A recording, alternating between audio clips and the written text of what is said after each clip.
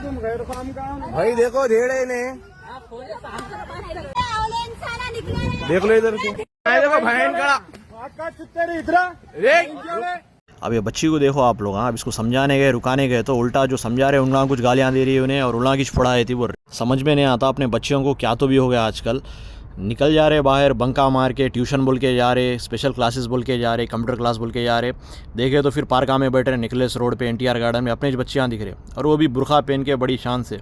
और कौन रहते साथ में बोल तो पूरे कटले के बच्चे, कटले के धेड़ा के पूरे वो बच्चों के साथ घूमना। ऐसा कोसा शौक हो गया इनका, कोसा ट्रेंडिंग आ गया, समझ में नहीं आ रहा। अब माँ बाप का ऐसा रहता भाई, उनका क्या है, बच्चे क्लास है बोले तो चले जाने देते और उनको भेज देते। और रहता घर उनका एक कोने में बच्चियाँ का, खासतौर से हैदराबाद की बात कर रहा हूँ मैं, घर एक कोने में रहता और बच्चियाँ कॉलेज किधर की रहता। अब बाप क्या है, ठीक है बच्ची चले जाती ना, बस में चले जाती, ऑटो लेके चले जाती या फिर फ्रेंड्स के साथ चले जाती बोलते। और अब बच्चियाँ पढ़ाई के नाम पे, कॉलेज के नाम पे ऐसे भी गुल खिलाते बोल के बाप को क्या मालूम। उन्हें बेचारा सोचता भी नहीं, बच्ची मासूम है हमारी, कॉलेज जाके सीधा घर पे आती बोले तो ये सब कारनामे कर लेते बैठती बच्ची। इसको जो लोग समझा रहे, इससे बचा रहे, उनको जिन्हें हौले लोग हौले इंसाना बोल के बोल दे रही। अब क्या तो भी बोलेंगे बच्ची को। शायद माँ बाप की भी उतनी गलती रहती। बचपन में अगर सही टाइम पे इनको सर पे मार के समझाते थे और सही दीनी तालीम देते थे तो आज बच्चियाँ ये सब हरकत नहीं करते थे। देख लो इधर से देखो बहन का इधर। बच्चियों को देख लो यहाँ फिर से सीधी बात कर, बहन की ओर सीधी बात कर, बुरसा उतार के बात करो, बहन कड़िया तमाशा कर रहे हैं। अरे बहन की ओर इधरा। ये अपने हैदराबाद के मियाँ भाई यहाँ जाबाज शहजादे, ऐसे किस्से देखे, कहीं भी मसले देखे तो पहले इन्वॉल्व होते हैं उसमें और पहले जोश दिखाते, गर्म खून दिखाते अपना। अब यहाँ पे दो बातें मेरे को समझ में नहीं आते। एक बात तो ये कि कोई कटले का बच्चा अपनी बच्ची के साथ दिखा तो इनका खून खोल रहा, तो क्या अगर से मुसलमान का बच्चा दिखे तो आप लोग बर्दाश्त करते। अगर से वही बच्ची किसी नामहरम के साथ कोई मुसलमान का बच्चा रहता था तो आप लोग क्या, अरे ठीक है मैं अच्छा कर ले रहे, गर्लफ्रेंड बॉयफ्रेंड होंगे क्या भी होंगे, लेकिन मुसलमान आए अपने मियाँ भाइयाँ के कर लो बोल के बोलते थे। तो फिर यहाँ पे वीडियो में कटला कटला ये सब कई को बोल रहे, ये एक बात है।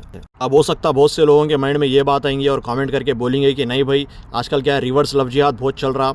लव जिहाद के नाम पे क्या है, जो भी RSS के हैं हिंदू के बच्चे टारगेट कर रहे हैं, अपने बच्चियों को टारगेट करके क्या है उनको धोखा दे रहे, बाद में शादी का दिलासा दे के सब गलत काम कर रहे शादी से पहले, ये बोल के बोल रहे। हाँ ये बात भी सही है भाई, लेकिन ये क्या अगर से कोई मुसलमान का बच्चा करा तो क्या वाजिब है, क्या हलाल हो गया हो, वो भी तो गलत है ना। तो और से मुसलमान का बच्चा दिखाते हो इसके साथ भी नसीहत करना। और जब वीडियो में आप लोग किसी एक धर्म को, किसी एक रिलीजन को बोल के बोल रहे हैं, उससे क्या है दूसरे और मसाइल पैदा हो जाते। अब हिंदुआ क्या है, ये वीडियो से देखेंगे तो और ज़्यादा करके बताते, देखो हमारे एक हिंदू के बच्चे को मारे और मुसलमान के बच्चे क्या है पूरे टारगेट करे, उनका मुसलमान का बच्चा रहे तो उसके साथ कुछ भी नहीं कर रहे, लेकिन हिंदू का दिखे तो उसके साथ ऐसा कर रहे बोल के ये एक मसला होता। और दूसरी बात इनकी नसीहत करने का तरीका ये एक समझ में नहीं आता। अब अपने मुसलमान बच्चियाँ क्या है गलत काम तो कर रहे, बुरखा पहन लेके ये सब कामा कर रहे, बेशक गलत है, लेकिन यहाँ पे इन्हों गालियाँ देना, गंदे गंदे अम्मा बहन के गालियाँ देना, ये कौन सी सही बात है। और बच्चे को मार रहे, अगर से बच्चा जाके केस कर दिया तो फुगड़ में जितने लोग मार रहे थे वहाँ पे, जितने अपने मुसलमान के बच्चे थे पूरे अंदर जाते। पुलिस क्यों बोलते ऐसे टाइम पे कुछ भी नहीं देखती। और खासतौर से अपने हैदराबाद में होने दो, यूपी में होने दो, पुलिस कैसा भी हिंदुओं की सपोर्ट में कर दी। क्यों बोलते बीजेपी वाले पहले आते अपने बच्चों को बचाने और खास तौर से ये मैटर में, लेकिन अपने बच्चे क्या है 6-6 महीने 1-1 साल तक जेल में चले जाते, करियर ख़राब हो जाता और माइंड में डिप्रेशन इतना आ जाता और कुछ भी गलत कदम उठा लेते।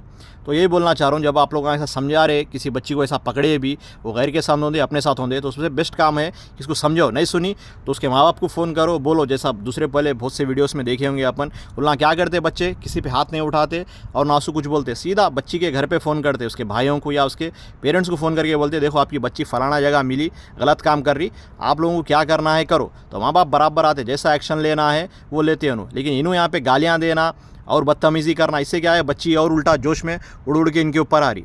नहीं भाई, कोई भी बुरी चीज़ को अगर से रोकना है तो उसको बुरे तरीके से नहीं रोक सकते। क्यों बोलते इस्लाम का तरीक़ा नहीं है और ना मुसलमानों का तरीक़ा है।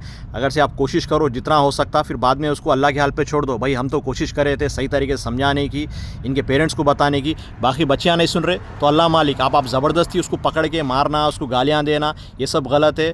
और इस तरह से अगर से अपन हिंदुओं को टारगेट करेंगे तो उन्हें भी कल को इस तरह के कामा कर सकते और एक आर्मी बना सकते हो ना। क्यों बोल तो आज जो चल रहा है इंडिया में माहौल, हर तरह से उनको प्रोटेक्शन मिल रहा, पुलिस से भी प्रोटेक्शन मिल रहा। बीजेपी तो खुलेआम उनको दे रही, वो चाहे वीएचपी वाले होने दो, आरएसएस वाले होने दो, बजरंग दल होने वाले दो, हर तरह से उनके टीम्स बने हुए हैं। लेकिन अपने मुसलमानों में कोई ऐसा नहीं है, क्यों बोल तो गलत कामों को सपोर्ट नहीं करते, और उनके पास खुले तौर पर ये गलत कामों को सपोर्ट करने पर मदद दी जा रही और पैसे भी दिए जा रहे। तो अपने मुसलमान बच्चों से यही मेरी गुजारिश है कि भाई जब भी ऐसे दिखे आपको तो कानून को हाथ में मत लो ऐसे काम, और पूरे दिमाग से काम करो। खाली जोश में आने से कुछ होने वाला नहीं है और ये माशरा इस तरह से सुधरने वाला नहीं है। तुम्हारे यकीन करो, पूरे भरोसे के साथ बोल रहा हूँ मैं, कोई बचाने नहीं आता। हाँ, अगर से तुम्हारा बैकग्राउंड स्ट्रांग है, पॉलिटिकल सपोर्ट है, आप लोगों को घर वाले रिच फैमिली से बिलोंग करते, तो आप लोगों को बचा ले सकते।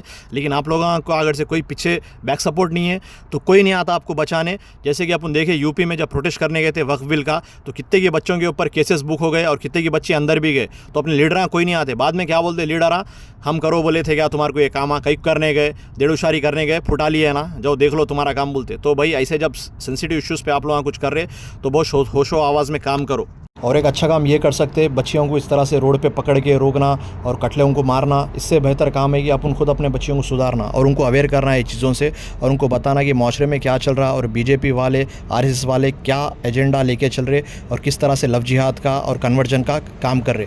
क्यों बोलते उनका टारगेट है, आप लोग देखे होंगे वो वीडियोज़ बताओ उनको जो यूपी में वायरल हुए थे, जब बीजेपी के पॉलिटिशियंस बोल रहे थे जवान बच्चों को, हिंदू के बच्चों को, कि भाई आप लोग शादी करो, मुसलमान बच्चियों को पटाओ और पटा के उनको जाल में फंसा के शादी करो उनसे, शादी करने के बाद उनको हिंदू धर्म में लेके आओ। अगर से जो भी लेके आएंगे ये हिंदू धर्म में, हम उनको 5 लाख रुपए देंगे, एक नौकरी देंगे और पूरी सेफ्टी का ख्याल रखेंगे। तो आज के दौर में अपनी हर मुसलमान बच्ची को ये सब चीज़ों से अवेयर करना बहुत ज़रूरी है। और क्यों बोल तो सब हिंदू बच्चे ऐसे रहते बोल के नहीं बोल रहे, लेकिन बहुत से बच्चे इन्फ्लुएंस हो जाते हैं। आजकल जो गोदी मीडिया ब्रेन वॉश कर रही और जो आज हिंदुओं को एक खून सवार होके मुसलमानों के ऊपर, तो कितना भी अच्छा बच्चा रहो इस तरह का मेंटालिटी बना ले रहा उन्हें, और ख़ास तौर से उनके कॉलेज में रहो, साथ में पढ़ने वाला और स्कूल के बच्चे तक इससे इन्फ्लुएंस हो जा रहे और ये काम करने को उन्हें बहुत बड़ा सवाब का काम समझ रहे। किसी मुसलमान बच्ची को पटाना, उसके साथ शादी करना, फिर उसको हिंदू धर्म में लेके आना, ये काम उन्हें बहुत बड़ा नेक समझ रहे और सवाब का समझ रहे।